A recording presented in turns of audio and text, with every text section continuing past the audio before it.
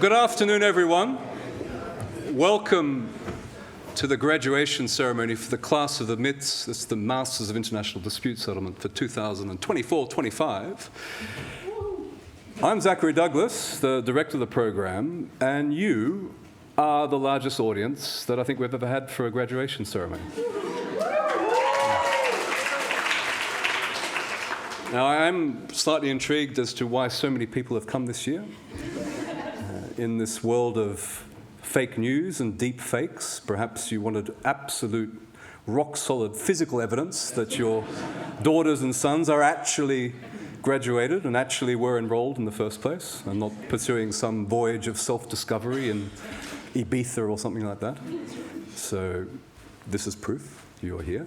Or perhaps it's because Geneva, the world being a violent and conflictual place at the moment, Geneva all of a sudden looks like a wonderful holiday destination. So you've used this as a big excuse to spend some time in Switzerland. Maybe that's the reason. Anyway, whatever the reason you're here, you're very welcome. And thank you for coming. I'm going to start by explaining the program with a little bit of a conceit, actually. And the conceit is this. If you were to draw up a list of the 10 leading arbitrators in the world, then you'll recognize immediately that we have 3 of them sitting in the front row.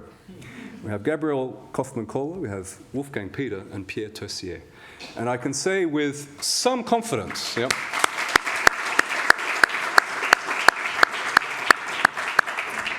and I can say with some confidence that there won't be another master's program in the world that could possibly have 3 of the top 10 in the room at the same time. To kick things off, I'm going to invite Professor Nico Krisch from the law department, who's head of the law department. There's only one head of the law department, so he's definitely in the top 10 of heads of the world. And he's going to give some introductory remarks. Professor Krisch.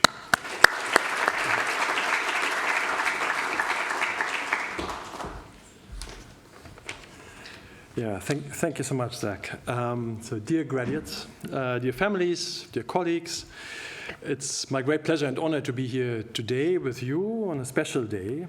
Now, the program says I will offer congratulatory remarks, and of course, that's what I will do. You've all made it into this master in a very selective process, and you've passed your exams, you've worked very hard, you've written your theses, and you've made yourselves in the process into specialists in international dispute settlement. Now you're obviously entering a very particular small club of such specialists. Now, this is no small feat, and we're all really proud of you. It is a real flagship program of the Institute, and the Department of International Law is very happy to count so many bright minds among the graduates. So, congratulations.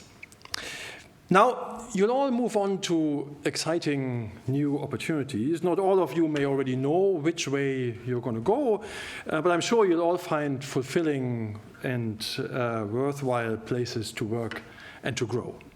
But before you move on, I think it is important to pause for a moment and give thanks. Thanks to all those who have made your journey here possible. Now, I think in part of the friends whom you've been able to count on, also on those gray December days in Geneva where you probably thought, well, what the hell am I doing here? But I also think of the families, and especially maybe of the families who have in so many ways supported you and made it possible that you could take the route that you wanted to take that led you here. Not everyone has the luck of such support, and it's not something one should take for granted. And so I invite you to all give them a very, very much a round of applause.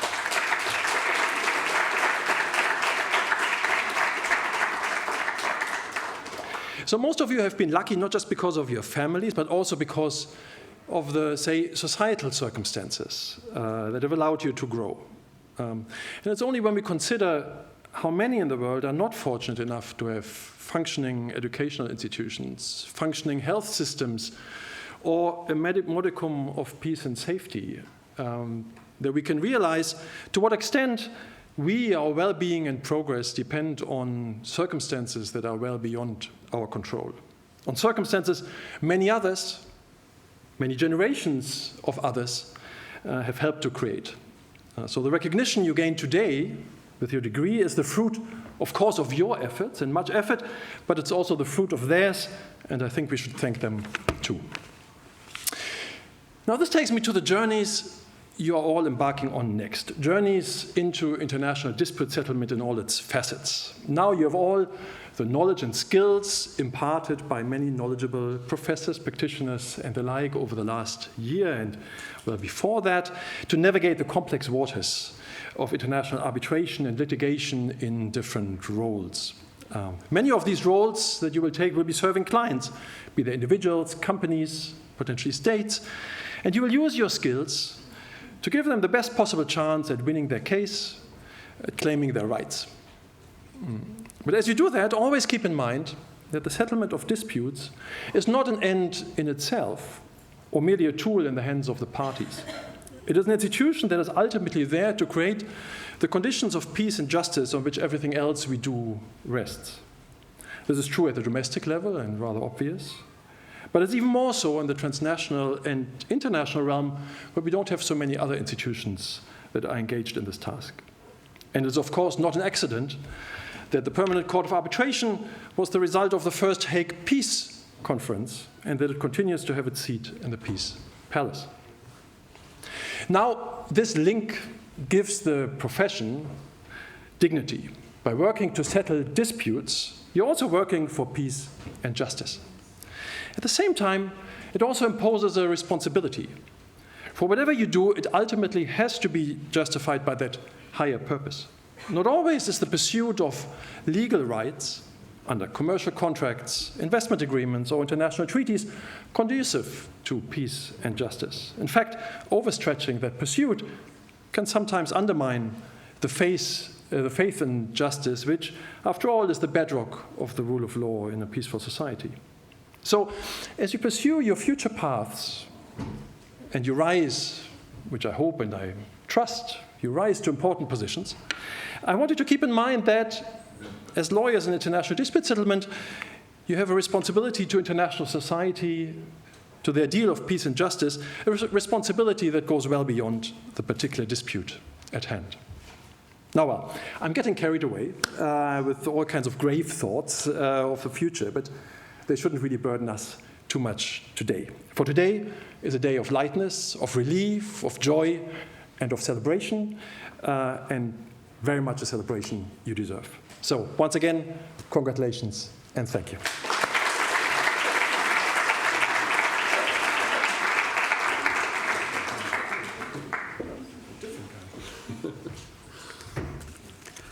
It's a great pleasure to introduce Dr. Wolfgang Peter, who will give the graduation lecture today. Now, like everyone who rises to the top of this profession, Dr. Peter is anything but one-dimensional. He's been the CEO of an exclusive watchmaking company. He's handled M&A transactions as a corporate lawyer for some of the best-known luxury brands in the world. And he's founded 3 highly successful law firms. In his spare time, he's been counsel and arbitrator in more than 300 arbitrations, just to add that little detail. He has not one but 2 doctorates, one in law, one in economics, and one of his 5 university degrees happens to be from this very institution. So it's, in a way, a welcome back. So Dr. Peter, as I should have said, is going to share his thoughts on changes to the practice of arbitration, and he has only about 4 decades of experience to draw upon.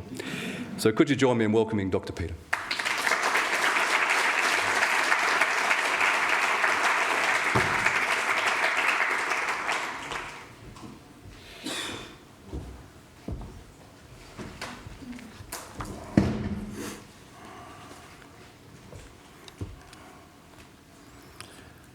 I'm afraid that when you said Dr. Wolfgang Peter, you were starting to stutter, but I'm relieved it's not the case. I'm sorry, but I have to put a switch watch here on this desk because I was told that in exactly 20 minutes the mics will be shut off, and I don't want them to be shut off in the middle of a sentence. So I would first of all like to thank Professor Zachary Douglas for this invitation. I'm very honored to have the opportunity to speak to you on this important day, which is your graduation ceremony. As Professor Douglas mentioned, I'm very proud to be a former student of this institute, unfortunately many years ago already. Now, I understand that you as students have come from all over the world. I wish to congratulate you, and I respect what you have achieved. I understand that you have invested considerable efforts. Some of you may have had some personal sacrifices to be here, although I also understand that you have all worked before, but that doesn't go without saying that it is a sacrifice to stop. I did this myself some years ago, and I know how that works out. Now, MIDS is one of the most selective programs in the world, and I think that, therefore, you will have great opportunities on the markets, and you can expect to be in many cities with arbitration hubs, and the world is open to you, so to speak. And I also believe that you may have formed friendships and connections here with other of your colleagues, and that is very valuable. That has been very valuable for you, and I think this is a quite natural thing. Now, I'm supposed to speak about changes to the practice of arbitration. I will do that as far as the last 40 years were in a very fast fashion, because I would like to focus more on the changes which I expect or see to come, and that may be more of importance to you than to understand that 40 years ago, there was in the arbitration world only paper, typewriters, submissions only by postal service, inefficient photocopiers, telephone landlines only with frequent connection problems, and slow fax machines with bad, soapy quality prints. Now today, we have revolutionary technologies, and everything is digital. And in short, I will list what you already know anyway, which is that we have electronic transmission of huge volumes of materials, data banks, video conferences, remote hearings, and artificial intelligence, which profoundly transforms working technology. Now, for me, it looks like we were riding a horse 40 years ago, and now we're on an airplane. But I think what is even more remarkable beyond technology is that there were changes which have occurred in the last 40 years which are not just technical. You don't have geographical limitations for your careers. You will not be locked up in one legal system only. Foreign jurisdictions open to you. While 40 years ago, practicing outside one's home jurisdiction used to be almost impossible, I can assure you that. Working from home today is possible, was unthinkable 40 years ago, not just because of technology, but also because there was a different mentality. So there are so many opportunities now for you. That is absolutely fantastic. But now comes the other side of the coin. What are the changes which lie in the future?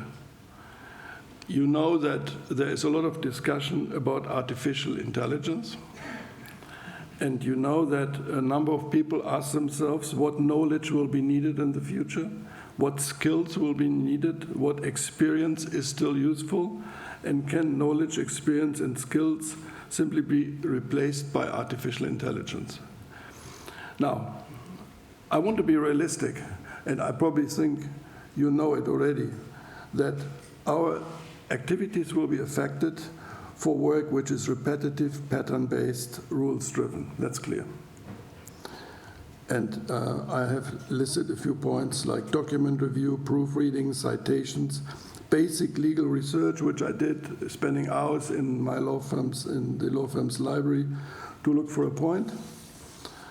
And nowadays, that is over. Fast research is there to identify documents, and you are really nowadays with the technical development in another technical world.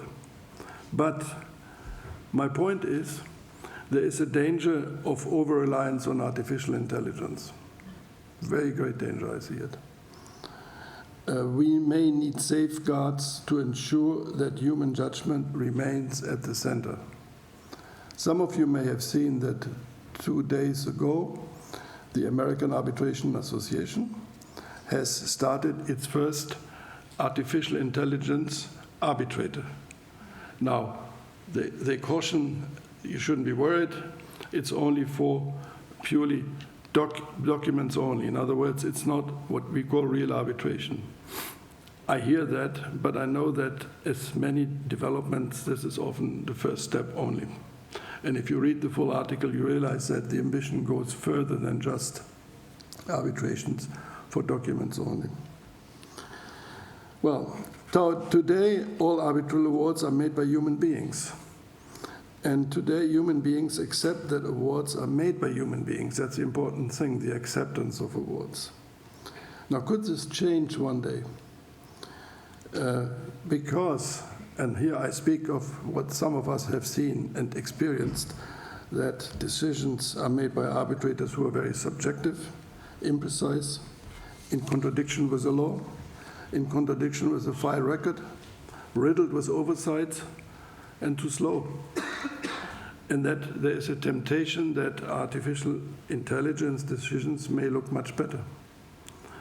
My answer is that humans must be in pursuit of excellence, demonstrating high levels of knowledge, skills, and experience, and inspiring trust in their work towards the parties.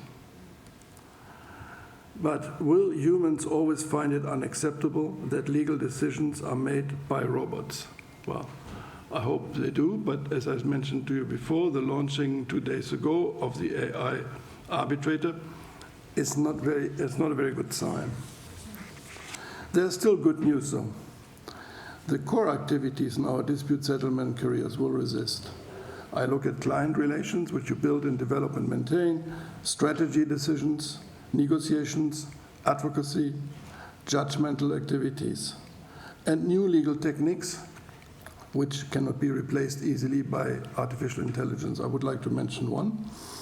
I launched a little bit over 20 years the concept of witness conferencing, which means that if you have two witnesses or two experts, as to give an example, who are very far apart, and even through cross-examination you have not been able to narrow the gap, you will hear them jointly, and you will ask them sharp questions, back and forth like a ping-pong game, to narrow that gap.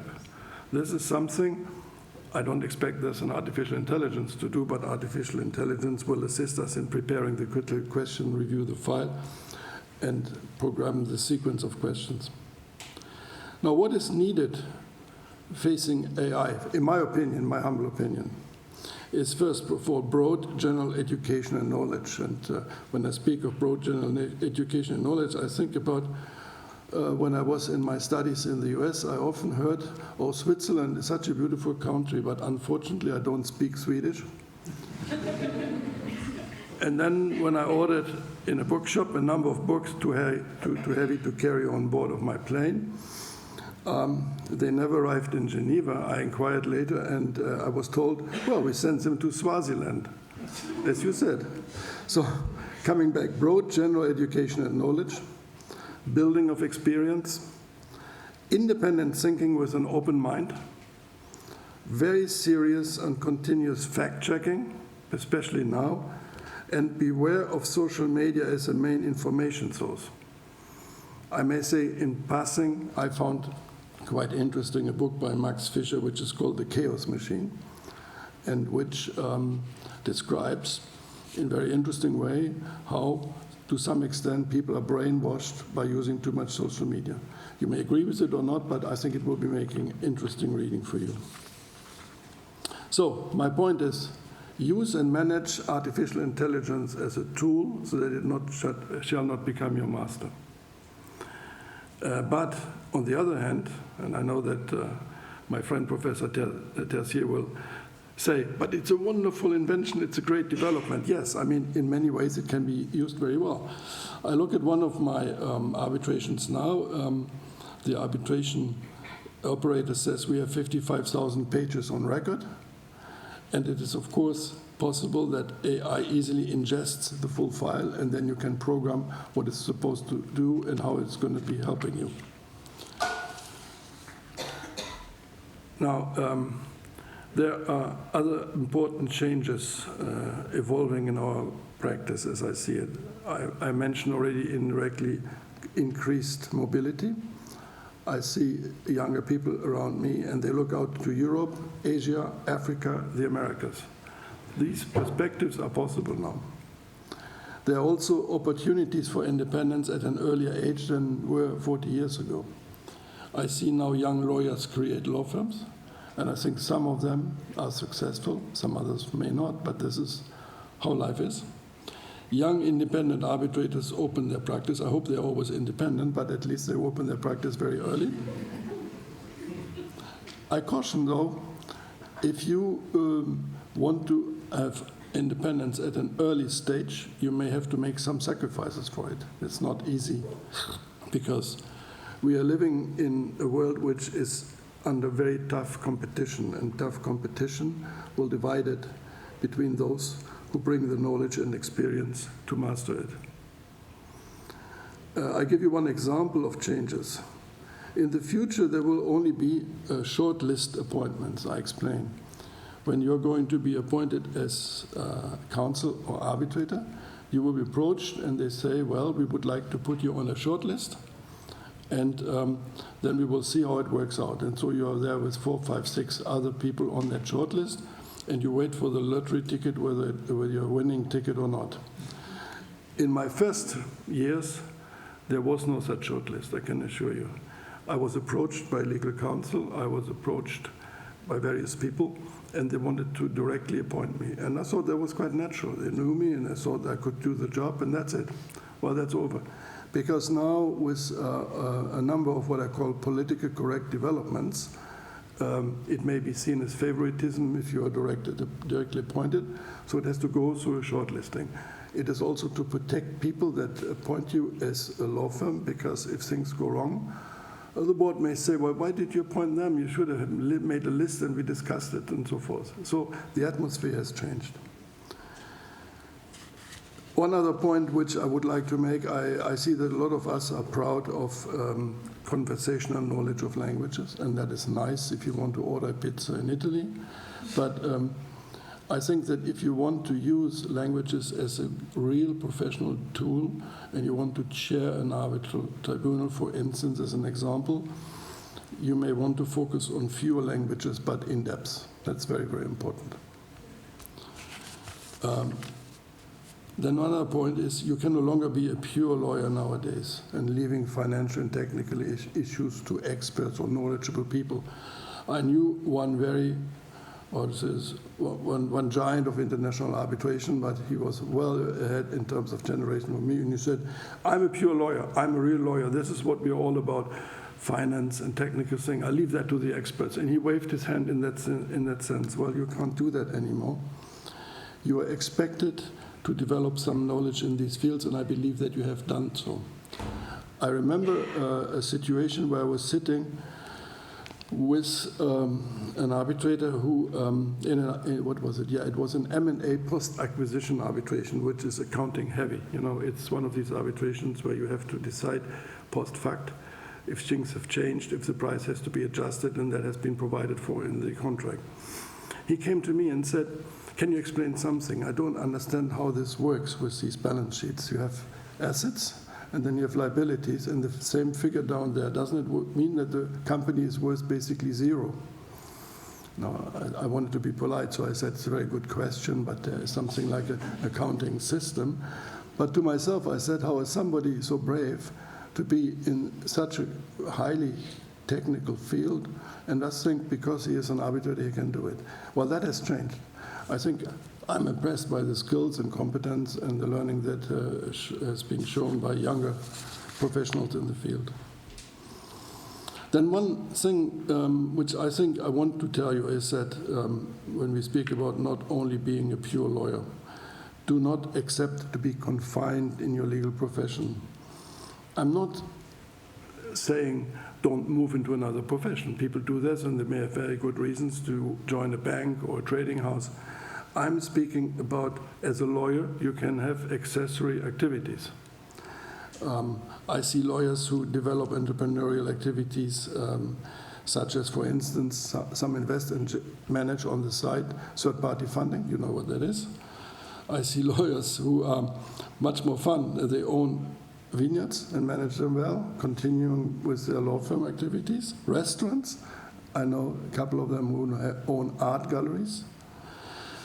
And in this regard, as Professor Douglas has mentioned, I myself ventured into watches.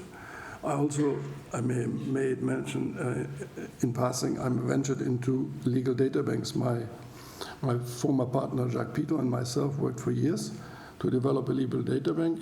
We were the two shareholders. Then that became bigger. It's called SwissLex. We opened it up to the legal editors. He has unfortunately passed away, but I still hold on to my shares in SwissLex. You may have heard about that legal data bank. So that was, if you want, somehow linked to our profession, but really another job. So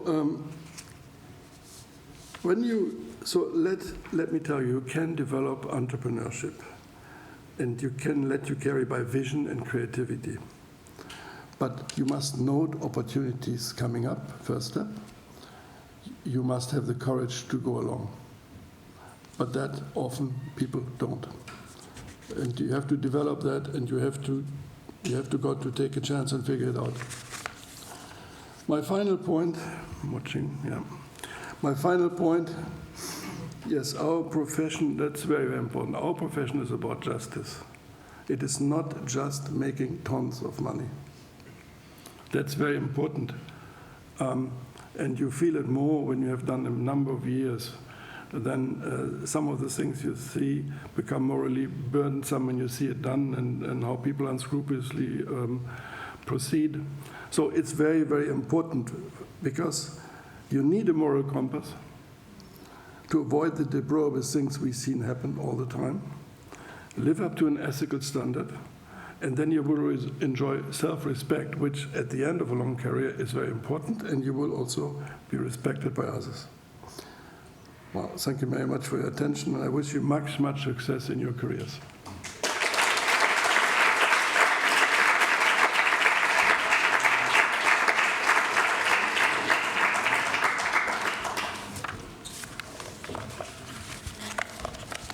It's a beautiful watch. Do you mind if I take it? You want one of these? No, that's the one I want. That's the one I want. There's a little anecdote that I have to share with you, and I haven't shared it with Dr. Peter, and I'll tell you why. When I got to Freshfields, back in those days, someone would come in with a big box full of documents and say, look, here's a case, just get on with it. That was my first day. You didn't even meet the partner in charge. They just sent a box into your office. So I started reading the files, and it's a very interesting case as far as I could understand.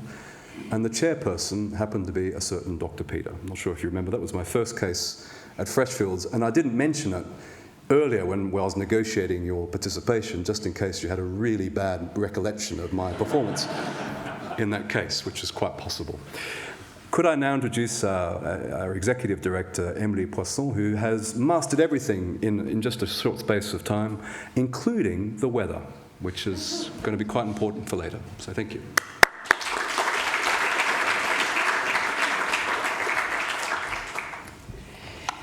Okay, good afternoon, everyone.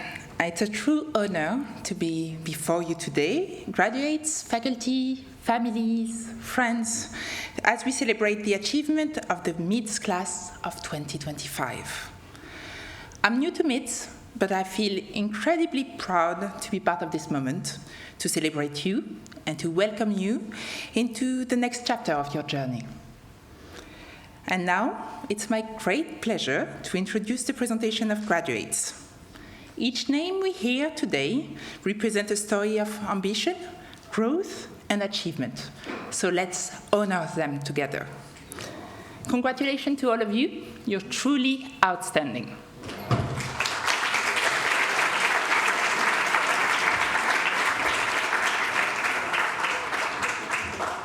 Today you will receive your transcript. For some of you, this marks the completion of the program. For others, the next step will be an internship as part of your studies. In both cases, we're here to celebrate your hard work, your dedication, and your accomplishment. When we call your name, please proceed to Rukmini, who will hand you your transcript, and then continue to the stage for a photo. And for this part, I would like to invite Professor Zachary Douglas to join me on stage. It's going to cost extra, by the way. Just on the, yeah. I will call all the students in the batch in alphabetical order. This includes those present here today, as well as those joining us via live stream. So I invite you to applaud and celebrate each name, whether the graduate is here in person or in absentia. Let's begin.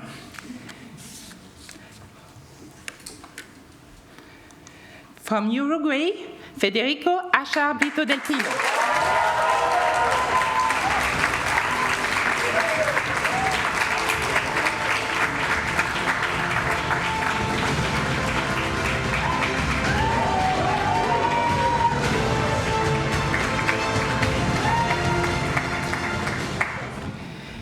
From Ghana, Adelaide Awo Darkwa Siedu.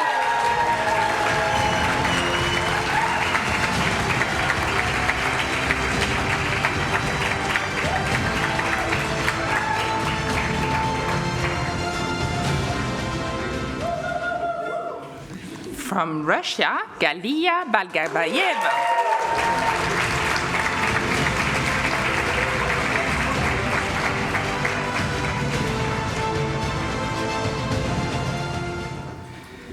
From India, Balram.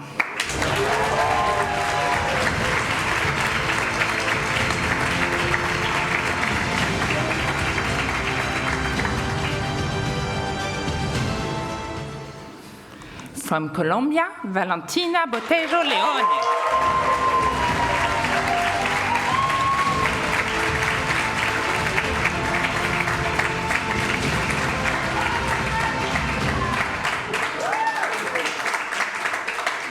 From Spain, Marta Camos Pujol.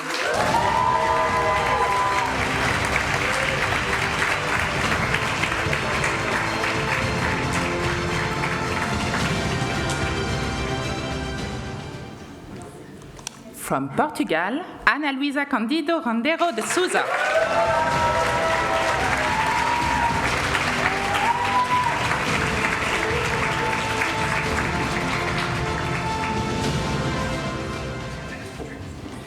From Singapore, Chei Chi-jin.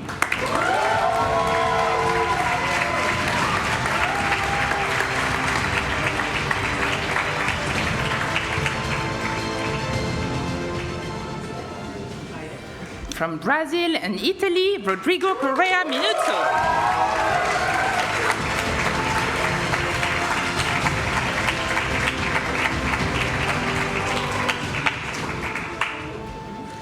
From India, Apeksha Danvijay.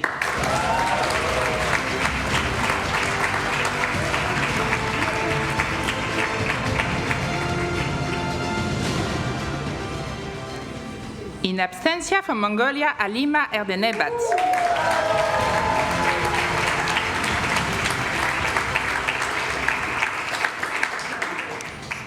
In absentia from Turkey, Irem Ishik.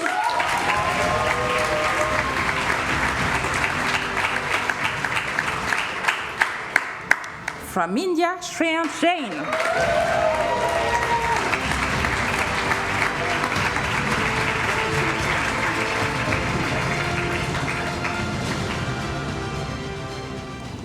From India, Zacharias Kanjirat Joseph.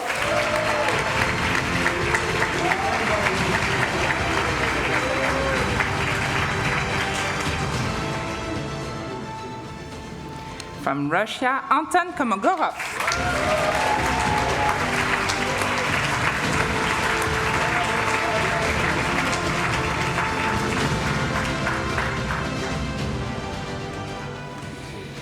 From Ivory Coast, Minzu Yannick Kouassi.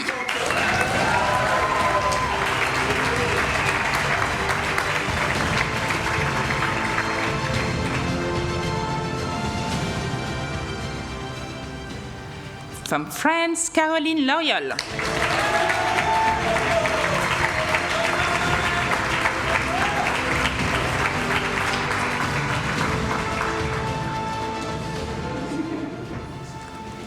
From India, Sumit Mudan.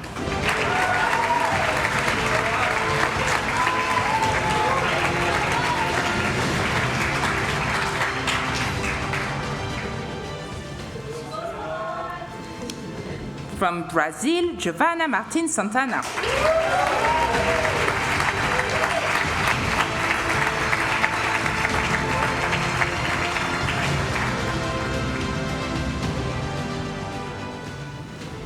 From Romania, Adina Miklaus.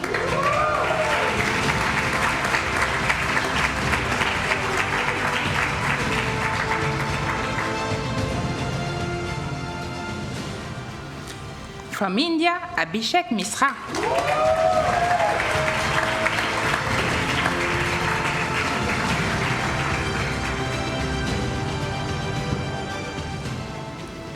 From India, Kopal Mittal.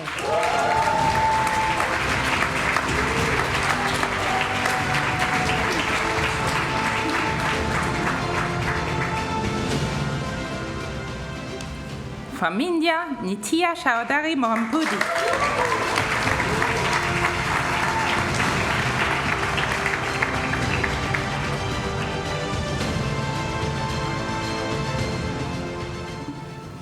From Botswana, Raone Lesego Morgan.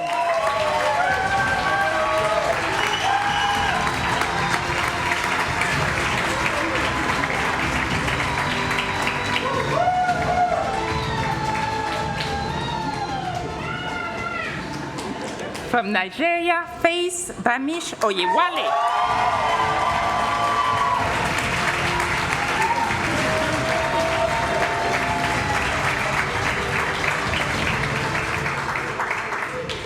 From Brazil and Italy, Ana Letizia Paranhos.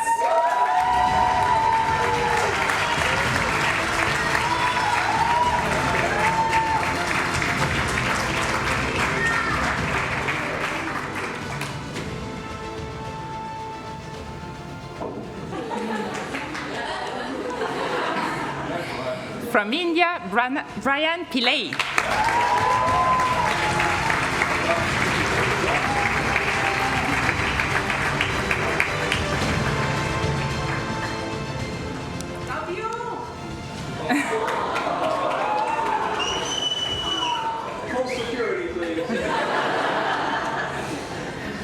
From Ukraine, Kristina Pogoretska.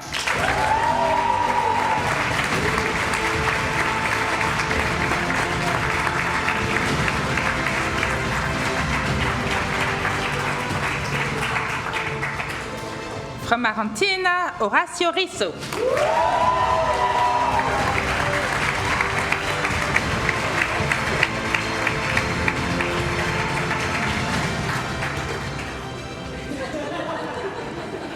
From Brazil, Amanda Gabriele Rodrigues de Andrade.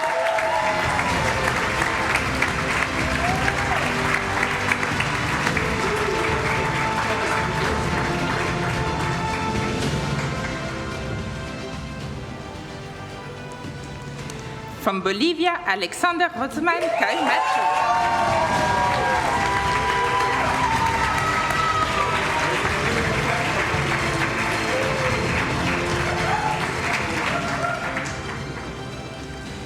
In absentia from Bosnia-Herzegovina, Eila Serdavrevic.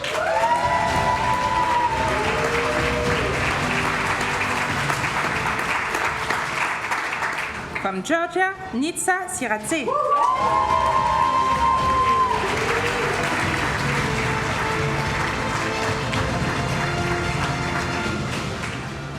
From India, Aishwarya Subramanian.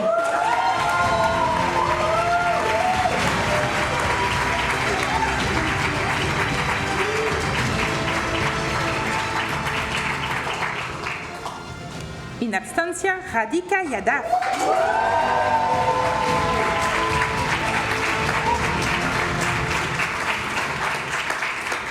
In absentia from China, Yang Zheng.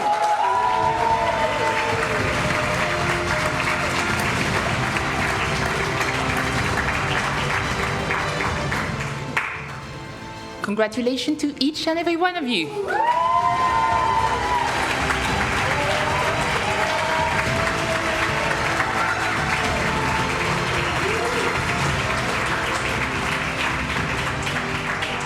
On behalf of all MIDS staff and faculty, I want to say how proud we are of what you have achieved.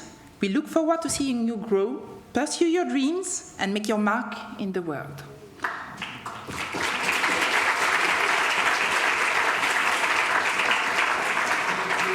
And I would like now to call on stage, to the stage, Paix, Bamise Oyewale.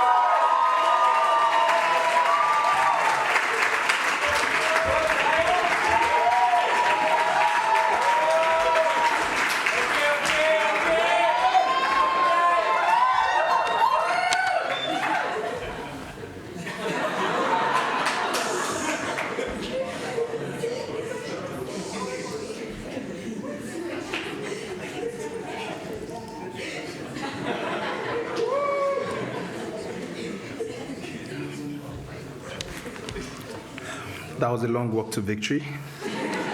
And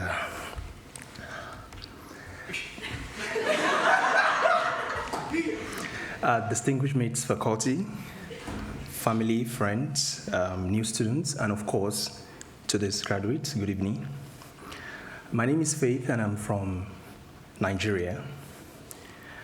Ahmed Kayode Alabi, a Nigerian entrepreneur, once said that the greatest recognition you can get is the one you didn't ask for.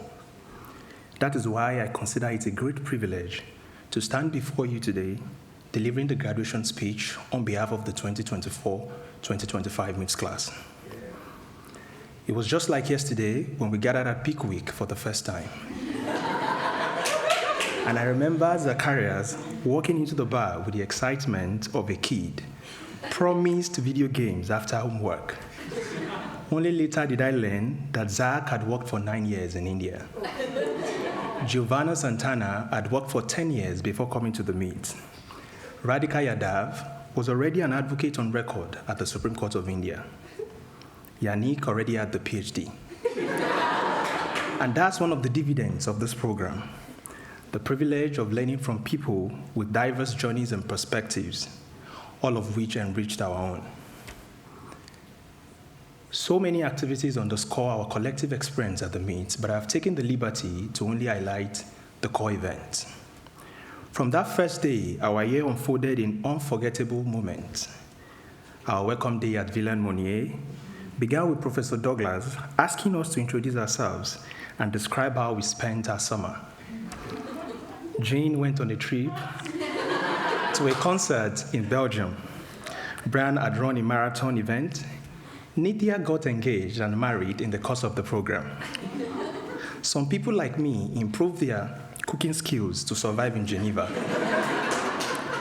By the end of the introductions, it was obvious who had lived the high life and who had been saving to survive in Geneva.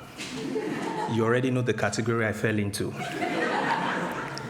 That day, Mohamed Yani impressed us all by already knowing everyone's name even before we resumed. At first, I thought he was running for a political office. But in hindsight, I realized that he simply cared. The first semester moved so fast. Our two core courses, International Commercial Arbitration and International Investment Arbitration, were taught by the erudite professors Thomas Fruits and Zachary Douglas. And quickly, certain classmates distinguished themselves. Rodrigo and Valentina typed so fast that you would think they were robots. Rodrigo even managed to capture not just words, but the professor's mannerisms. On behalf of those who made use of your notes, including me, we say thank you. But a warning to the incoming students, please do not share your notes. And if you do, do well to cite properly. At the MIDS, plagiarism is not tolerated. Anton, Ayla, and Shreyansh contributed so often in class that I had to check their LinkedIn profiles to see if they had done an LL.M before the MIDS. Meanwhile, Zach, Shreyansh, and Anton nearly hijacked the New York Convention class as a result of back and forth with the professor. At some point, the professor had to let them be to debate. Gentlemen, while it was impressive, I must confess, many of us were lost in class. Thankfully, Rukmini and Mohammed gave us tutorials. Rukmini's tutorial was quite direct and clear. Mohammed was theatrical, sometimes featuring cookies and chocolates. His signature phrases became part of the MIDS folklore. Guys, don't be scared, I promise the exam will not be too hard. Shreyansh -5 for over-participation. Or Caroline, take this, check the inbox. There was a mediation session as well, which reinforced the decision that some of us will never have the patience to become mediators because of parties like Haoni. Alongside the two core courses were the intensives. We were introduced to the entire framework of the ICC in the ICC arbitration course, taught by the Secretary General of the institution, Alexander Fessus. In his first class, he pointed out that the ICC is a non-for-profit organization, but it generates revenue. ICC. I see. To complete the ICC course, we journeyed to Paris. Kali warned us repeatedly about pickpockets, so much that I began to suspect my own friend, Alex, on the train. We visited Jones Day and ended the night with dinner and the best live guitar music. Meanwhile, Jean, Apexia, and Samad somehow managed to chase research paper deadlines even during the trip. Exams closed the semester. After a short break, we returned for more courses. International commercial contract sparked civil law versus common law debates. Anton defending civil law, Shreyansh defending common law. Alex was simply clueless. English, French, and Swiss arbitration law revealed fascinating doctrines like France enforcing an award, even if annulled elsewhere, or the right of impecunious parties to access arbitration. I speak for everyone, the exam was our favorite. And again, thanks to Mohammed, impeccable tutorials, we survived. In the English arbitration law class, we discussed the P&ID versus Nigerian case. Some classmates, again like Alex, looked at me as if I was one of the Nigerians who received a bribe in the case. But many thanks to Radhika for asking me directly about Nigeria, giving me the chance to explain my country beyond stereotypes. That moment reminded me of the danger of a single story and why Nigerians, despite everything, remain the happiest people on earth. I'm a living testimony.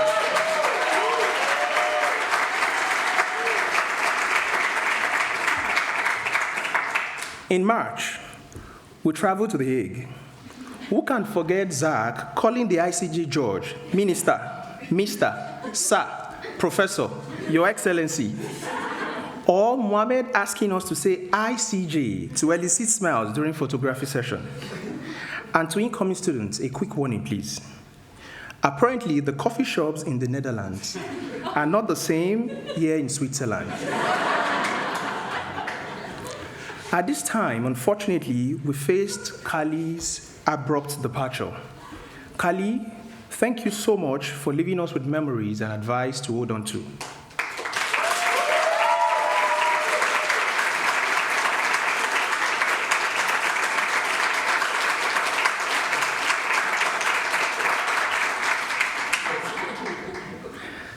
The general course, State-to-State Dispute Settlement, was taught by the incomparable Professor McCann.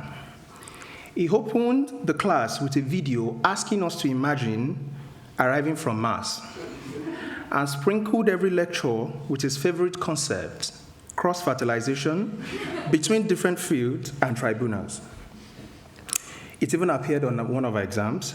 Our encounter with him ended at a dinner where we ate until we got exhausted. Then came the FIA workshop, one of the most rigorous events at the MIDS. Young's cross-examination skills spread like wildfire throughout the class. Unfortunately, Alex was on the receiving end of this cross-examination. Meanwhile, Mohammed nobly served as doorman the entire second day. As the year drew to a close, we carried with us memories of how we celebrated one another, from birthdays to hangouts, to Diwali, where Apeksha and Kopal revealed dance skills worthy of another stage, and at the pool, where Adina made history as the first to swim in a jumpsuit while I cheered on. Professor Douglas closed our journey by hosting us at his home. For once, our class traded textbooks for elegance. Amanda in purple off-shoulder, Ayla in blue dress, and Anton in a brown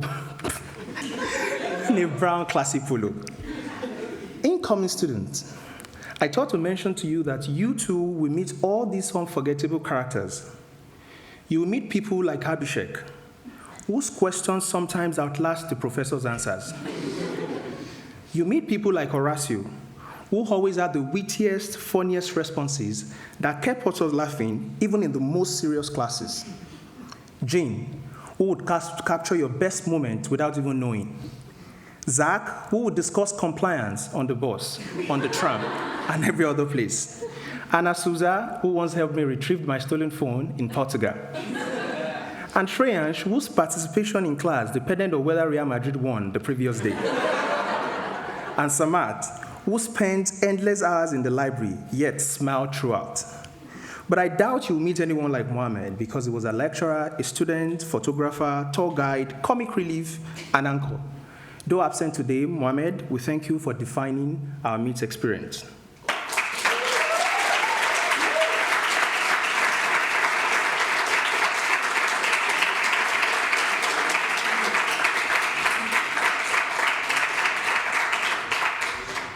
But beyond this anecdote lies the real lesson. Get to know people generally. Do not rely on stereotypes or hearsay. Each person is a word worth experiencing. Learn their languages, at least the words that uplift. Please, incoming student, Bakchudi Matkar does not count. Pilaka and Noan, thank you so much for giving us a beautiful experience. We are really grateful. Allow me to pause here. Adelaide, just a few weeks into the program, you faced the greatest loss of your life.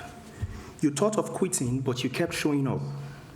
Today, you're graduating with us, and you are a testament to resilience and determination in adversity. You're a true champion, and we celebrate you.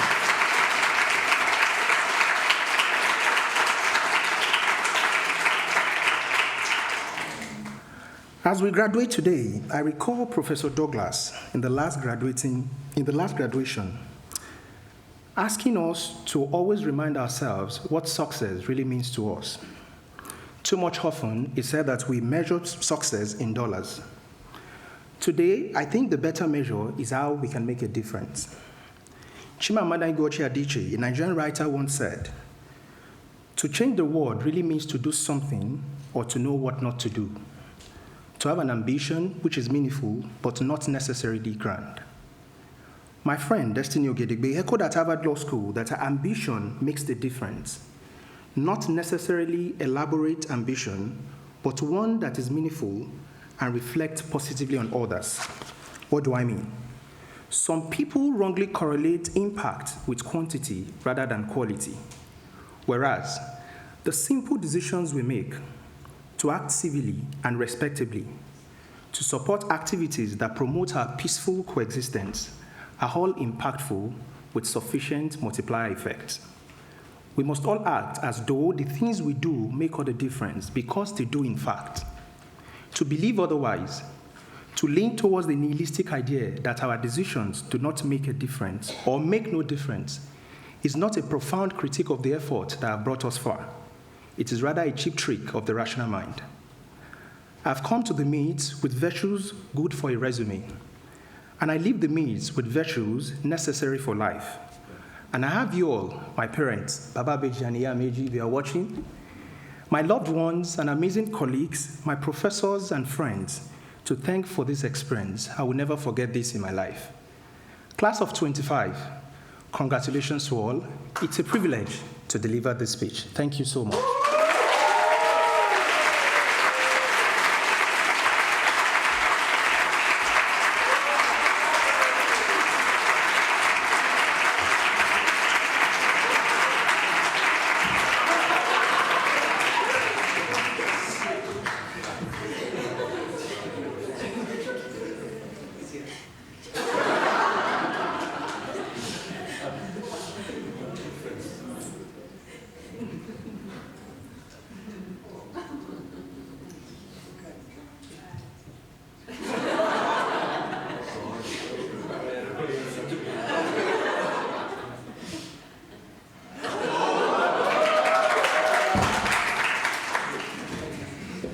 You want to see it back?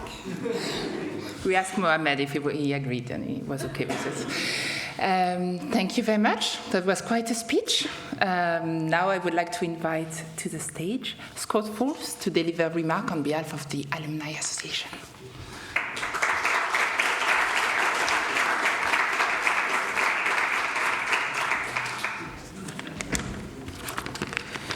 This is the second year in a row I've been slotted to speak directly after the graduate's address, and it is always a hard act to follow. It was an incredible speech, Faith, but I will certainly try my best. So unlike the other distinguished guests who are sitting here in the front row, I don't have instant face and name recognition yet, at least. So for those who don't know me, I'm Scott. I'm a graduate of the 2020 MIDS class, and I'm an associate at Emilie Kaufmann-Kohler here in Geneva, but it's my privilege and honor to be able to address the outgoing class in my capacity as a member of the executive committee of the MIDS Alumni Association. So I'd like to start, of course, by joining the chorus of others who have already congratulated you all on graduating from the MIDS program, which, as Professor Krisch said earlier, to borrow his words, is no small feat. As a graduate myself, I remember well the long days and late nights poring over readings, cramming for exams, and struggling to churn out pages of my thesis. And I think it's difficult for those who have not gone through the program to understand really the hard work and sacrifice that's required of a year at the MIDS. So I hope you're really able to take some time today and reflect on all that you've been through, all that you've learned, and all that you've accomplished over the past year.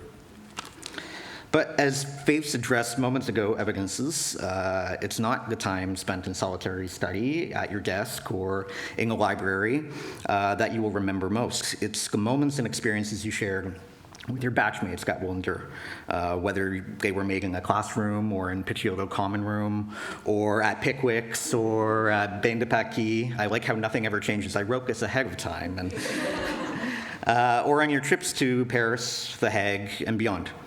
Indeed, though it is a bit of a cliche, the MIDS is a community, and I'm sure you've really come to know that. And while you've established your own community amongst your batchmates over the last year, I'm excited to be here on behalf of the MAA to welcome you into the broader MIDS alumni community and explain some of the benefits that come along with being a MIDS graduate. So established just a few years ago, the MIDS Alumni Association has grown to represent over 400 MIDS alumni in dozens of jurisdictions around the world. Our purpose is to promote the activities of the alumni and their achievements, serve as a bridge between the alumni, the administration, and current students, and to create opportunities for alumni from various batches to interact with one another and expand their network. To that end, the MAA undertakes numerous initiatives each year. Our flagship event, the annual MIDS Alumni Conference, takes place each fall and gathers MIDS alumni from around the world, including professors and friends of the program, to come to Geneva to discuss topical matters of international dispute settlement. Our 5th annual conference, which is free to attend, by the way, is taking place on October 3rd, and so we encourage all of you new graduates who may be in Geneva to join, as well as the new students here today to register. As our graduates know, every year we also run a mentorship program that pairs new students with recent MIDS graduates who can offer guidance and support on navigating the MIDS, including assistance with preparing for exams, applying for jobs, and providing general advice on getting through the program and living in Geneva.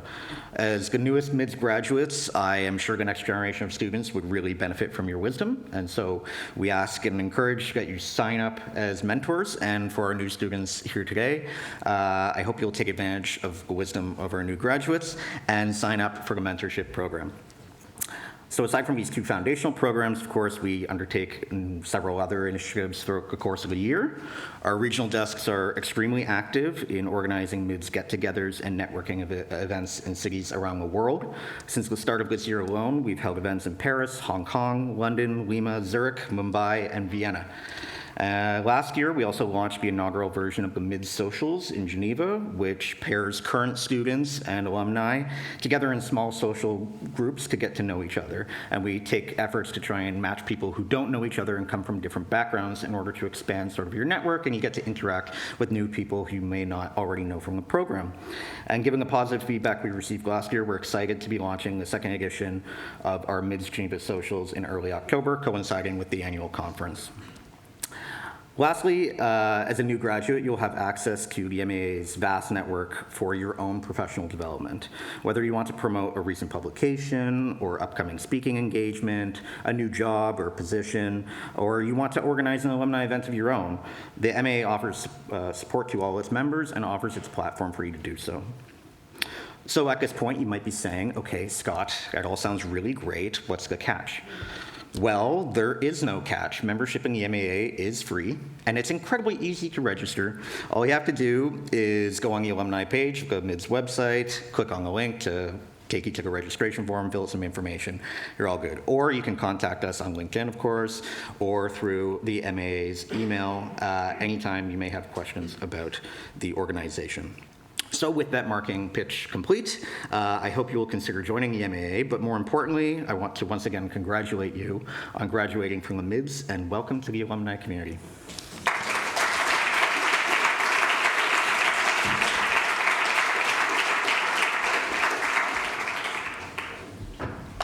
Ladies and gentlemen, it's my pleasure to introduce a very special moment in our ceremony, the presentation of the Gabrielle Kaufmann-Kohler Award, also known as GKK Award. Established in 2024 by the MIDS Committee, this award honors Professor Gabrielle Kaufmann-Kohler, her visionary leadership in funding the MIDS program, and her enduring commitment to excellence. And each year, this award recognizes the best LL.M thesis, celebrating not only academic rigor, but also originality and depth of insight in the field of international dispute settlement. To deliver a remark, I'm delighted to welcome to the stage someone whose contribution to international arbitration are both foundational and inspiring, Professor Per Tertier. Professor Tertier, the floor is yours.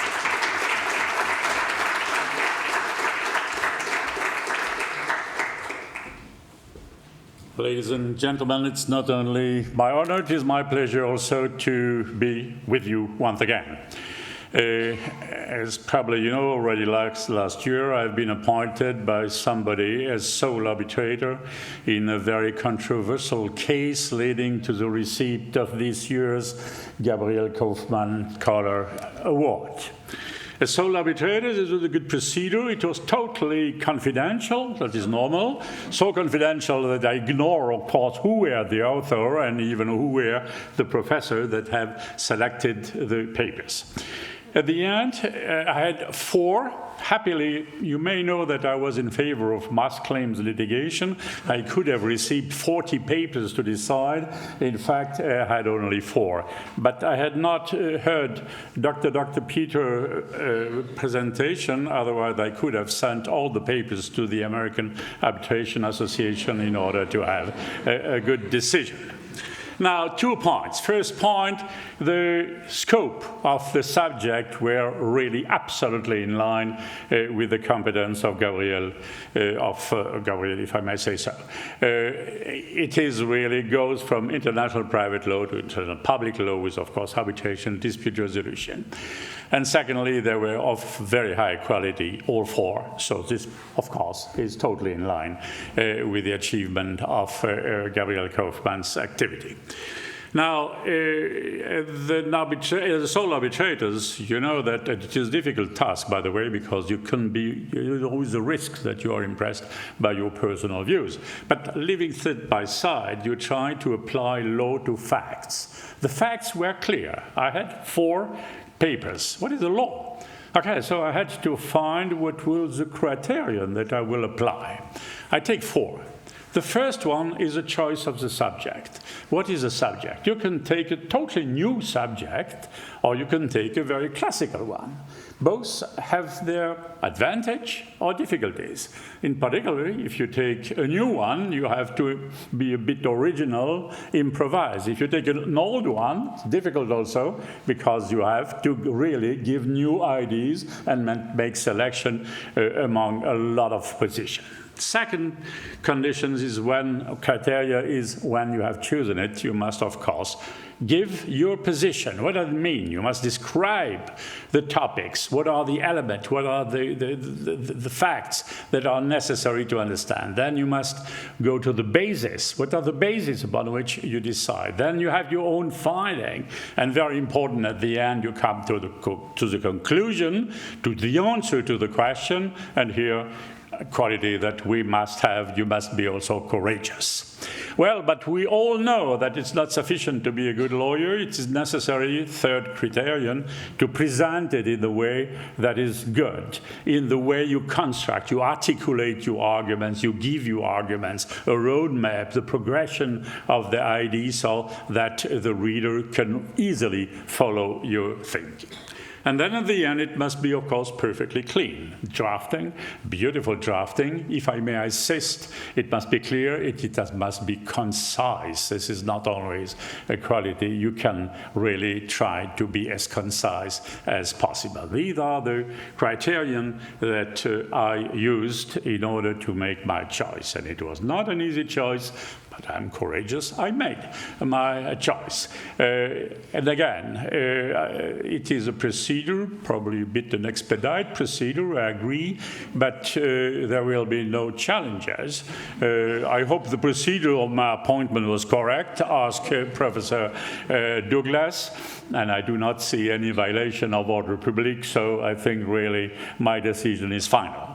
But that meant that I offer to the four an opportunity to discuss with me, because I learned a lot, by the way, to discuss with me what was good, what probably could have been differently, and justify my choice.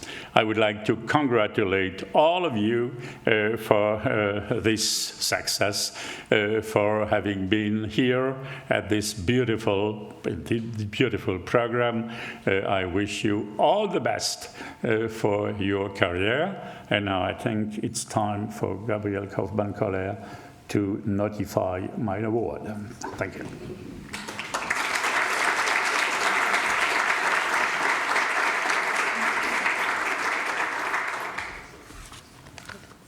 It is really a pleasure, an honor also, to stand in front of all of you.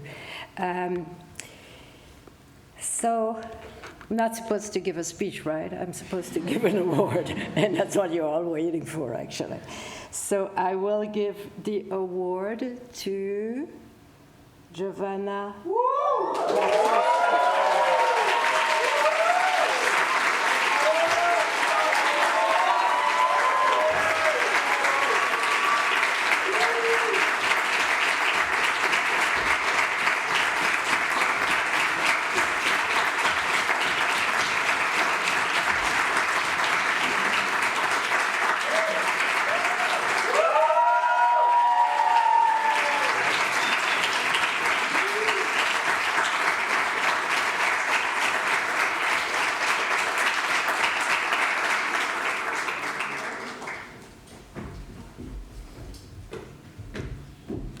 So obviously, my congratulations, heartfelt, to Giovanna. But maybe I should say what her topic was: public interest in international commercial arbitration involving states and state entities.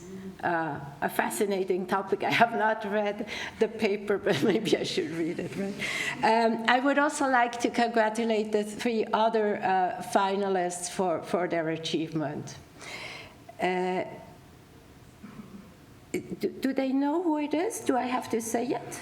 Oh, good. So good. So I have to say that it's Galia, Brian,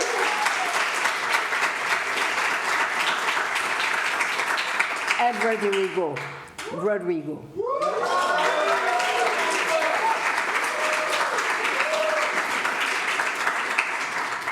So congratulations to all 4 of you, and also to all the others who have actually today completed their MIDS and are graduating. You're entering the MIDS alumni community today, and it's a tentacular community. Wherever I go in the world, I come across a few MIDS alumni. Not later than yesterday night, I had dinner with some in Prague. So make the best out of this community. It is marked by a strong sense of attachment to the MIDS that I always find very, very, very rewarding.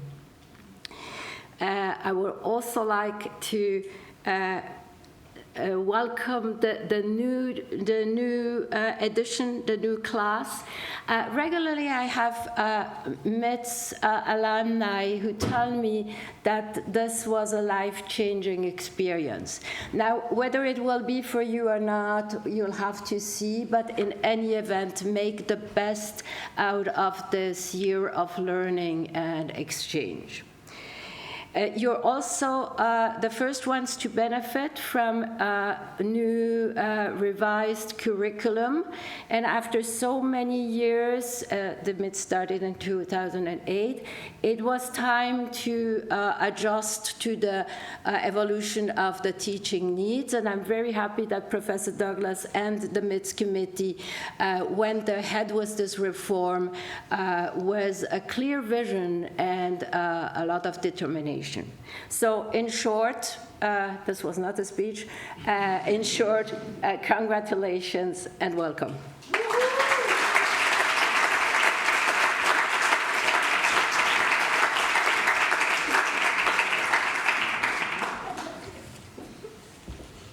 Right, this is the only moment of the year that I have any real power, and that's because until I finish talking, the aperitif on the terrace in the glorious sunshine can't begin. So the only thing standing between you and the celebration is me. And so I have no intention of abusing this immense power, you'll be glad to know, so I'm going to be rather brief. So dear students of the MIDS class of 2024-25, now since you arrived a year ago in Geneva to pursue your studies, the world has taken a rather drastic turn for the worse. I don't put the blame entirely on your shoulders. But as I hope, as you now embark on the next phase of your career, you will give some thought to what you can do to protect and enhance the principle that makes your careers possible. And that principle, of course, is the rule of law. If enough countries decide that they can do without the rule of law, then the institutions that underpin the practice of international dispute settlement will also give way, and we will all become redundant.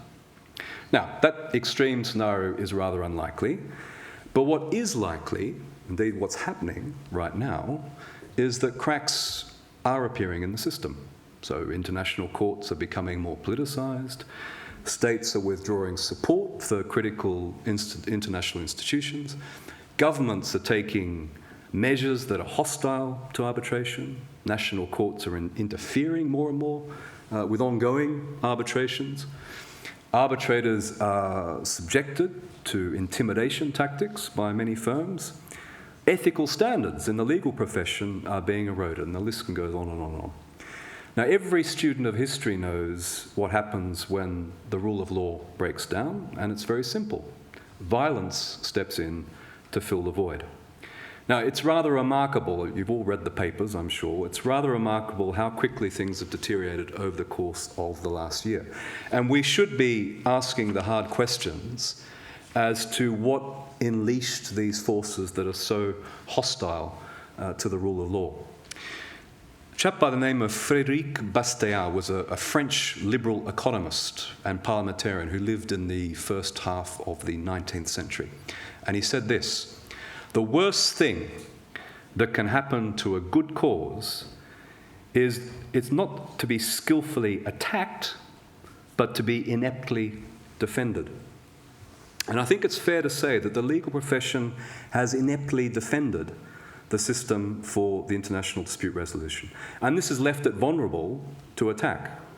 And why is that so? Well, you've heard it already. It's pretty straightforward. Instead of promoting values at the heart of the system of international dispute resolution, the legal profession has become distracted by its potential to make a ton of money. So where do you fit into all this? Well, you don't actually have to be heroes to make a difference. You just have to see yourselves as being more important than mere service providers for hire. You have to see yourselves first and foremost as ambassadors for the rule of law. So being a brilliant cross-examiner, being a rainmaker for your firm, a guru on investment law, an arbitrator always in demand, a trusted advisor to multinational companies or to governments, all these things have to be secondary to your first loyalty, which is to the rule of law. Congratulations, once again, on rising to the challenge of the MIDS. You've got everything you need now to make a success of your careers, and you have every reason and no further obstacle to celebrating that upstairs with a drink. So a round of final applause to the class.